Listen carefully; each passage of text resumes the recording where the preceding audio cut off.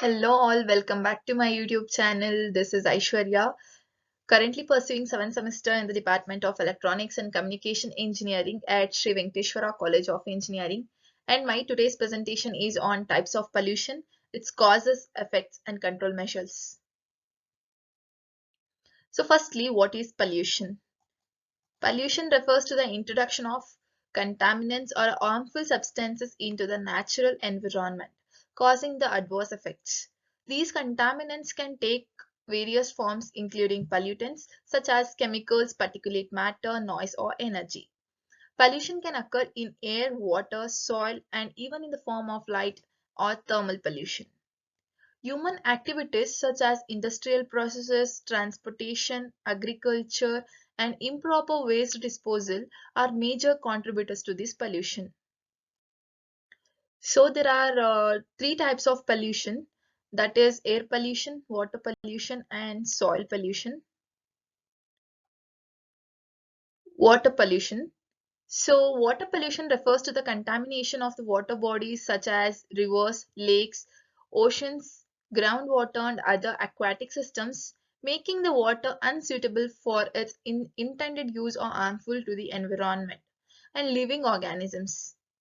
This contamination can result in the form of the introduction of various pollutants in the water sources, compromising water quality.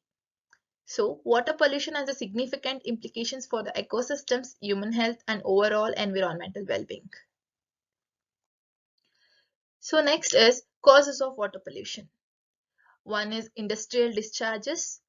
Factories and manufacturing facilities release pollutants such as heavy metals, chemicals, and toxins into the water bodies, though they are wastewater. Second one is agricultural runoff.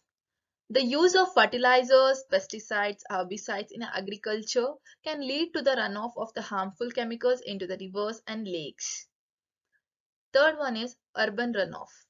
Stormwater runoff from the urban areas can carry pollutants like oil, heavy metals, debris into the water bodies, especially during rain events. And the fourth one is wastewater and sewage disposal. Improperly treated or untreated sewage and the wastewater from the residential, commercial, and industrial sources can introduce the pathogens and the contaminants into the water systems. These are the causes of the water pollution. Nextly, effects of water pollution. First one is harm to the aquatic life. The pollutants can be toxic to fish, invertebrates, and other aquatic organisms, leading to the decline in the biodiversity and disruption of aquatic ecosystems. Secondly, contamination of drinking water. Water pollution can introduce harmful substances into the drinking water sources, posing the risks to the human health and causing the waterborne diseases. Third one is eutrophication. Excessive nutrients such as nitrogen and phosphorus from agriculture runoff can lead to the eutrophication, excessive plant and algae growth, which depletes the oxygen levels and harms the aquatic life. This eutrophication means excessive growth of algae due to the presence of more nitrogen and the phosphorus contents in the water bodies. So this depletes the oxygen levels in the water bodies. So this leads to the damaging of the aquatic life in the water. Loss of habitat. Pollution can degrade and destroy the habitats from the aquatic organisms, reducing their breeding and feeding grounds. Fifth one is bioaccumulation. Some pollutants can accumulate in the tissues of organisms over time, leading to their higher concentration in predators at the top of the food chain. Sixth one is aesthetic and recreational impact. So the controlling measures for water pollution are, it involves a combination of regulatory measures, sustainable practices, and technological solutions. And let me see that. Regulatory frameworks. Second one is wastewater treatment. Third one is industrial best practices. Fourth one is agricultural best management practices. Fifth one is stormwater management. And the next pollution is soil pollution. Soil pollution refers to the contamination of the soil with the substances that are harmful to the living organisms inhabiting or depending on it.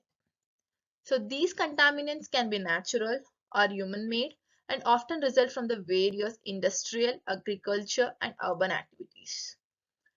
So soil pollution can have detrimental effects on the soil quality, plant, and even on animal life, and overall ecosystems health. So the causes of these soil pollution is industrial activities, improper disposal of the industrial waste including heavy metals, chemicals and hazardous metals as we seen in water pollution. And the second one is agricultural practices, same as in water pollution, use of pesticides, herbicides and fertilizers as well as improper disposal of agricultural waste. Third one is improper waste disposal.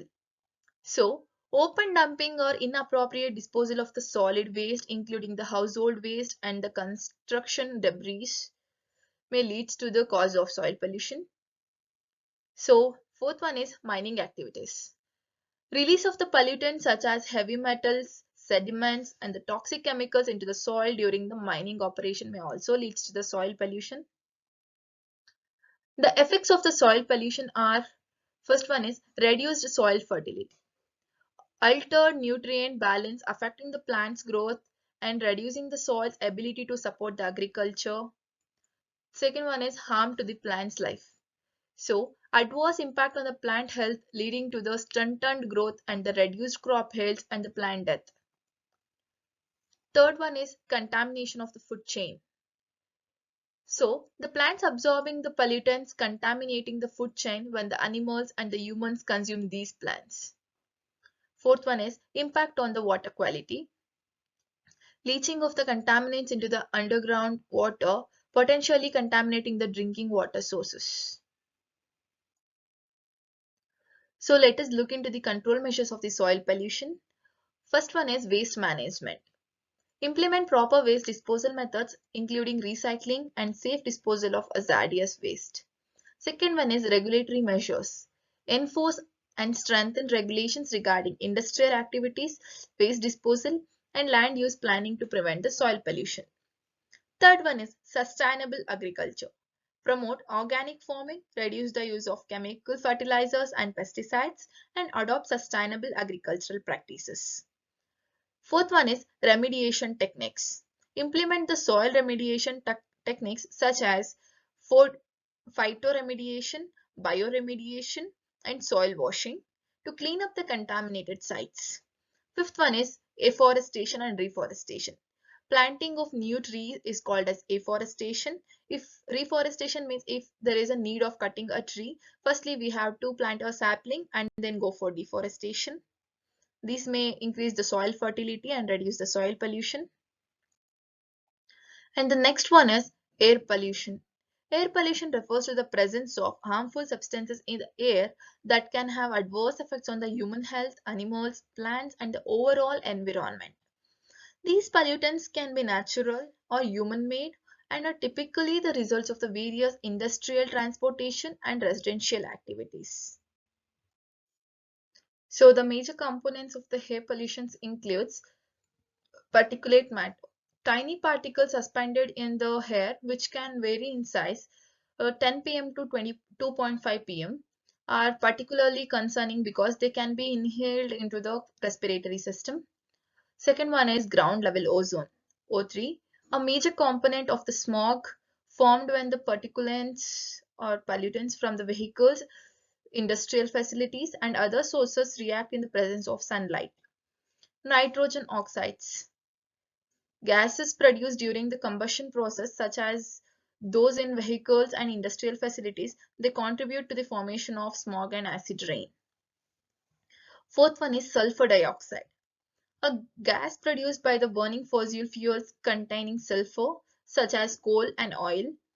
It can lead to the acid rain and respiratory issues in the human beings. Fourth one is carbon monoxide, a colorless, odorless gas produced by incomplete combustion of the fossil fuels. It can be particularly dangerous in an enclosed spaces. Volatile organic compounds. Organic chemicals that can evaporate into the air. They are emitted from the industrial processes, vehicle exhaust, and the use of certain products. Lead. While lead emissions have decreased significantly due to the regulatory measures, exposure to the lead can still occur through historical contamination and certain industrial processes. Thank you all for watching my video. Please hit the like button, give your comments, do subscribe to my YouTube channel and share my video. And I wish you all in advance a very happy and prosperous 2024.